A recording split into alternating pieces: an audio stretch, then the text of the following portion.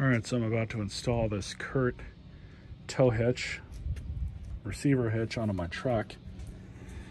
And it comes with this paper here that tells you where all the hardware goes.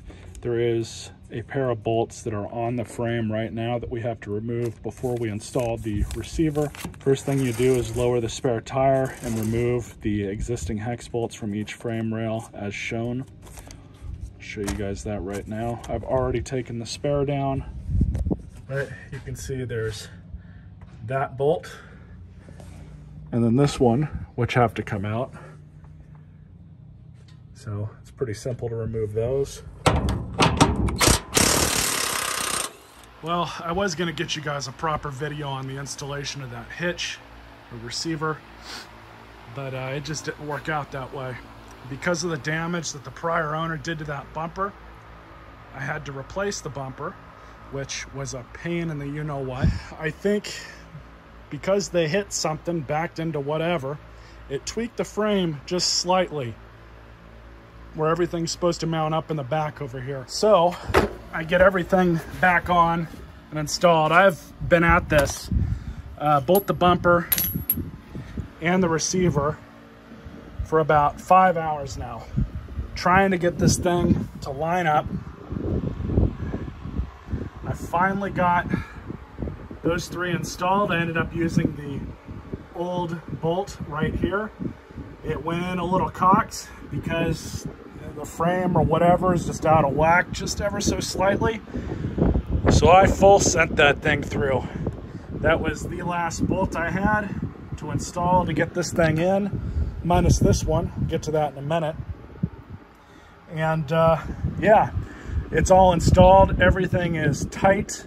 Nothing's going anywhere. This was a massive pain in the ass, and I humbly apologize for not getting those of you a proper how-to video on how to install one of these. It just didn't work out that way. So I'm not titling this video as a how-to. I'm just titling it as, you know, installed receiver hitch on a GMT800, because that's pretty much what I did. But over here, the frame was just slightly bent. When comparing it to this side, you can't really see it, but it was just slightly bent over here. And I did my best. I ended up getting these two over here through first. I used my jack to hold up this end of the hitch. Lined both of those up, cinched them down. Released a little bit of pressure on the jack so I can move the hitch around or receiver around. Was able to get those two through, and I had to use a large center punch that was about this size of this ratchet handle. Stuck it in through that hole when it was down like that, because this thing was not lining up. So I did that number through the frame here as well and bent it over like that. Got that one through, in, and installed. Did the same with this side. Installed the 20mm bolt up here. I used the old bolt. So at that point, all 6 of these were installed. And then we come to this thing. So this was not lined up at all. But once I got those two 22mm bolts in, it lined up better here. Now, I don't know if this is because of the frame being tweaked or just because this is an aftermarket bumper and it's not lining up properly, because that's the issue here. Now, it's possible that this just doesn't have enough of a bend to it, or it's not in enough, but this thing is not lined up. I don't know if I'm going to be able to get it to line up. I got this one through. This one's all torqued down. But that one is not lined up, unfortunately. I don't think it's going to pose any big issue, because the 6 going through the frame are the ones that matter.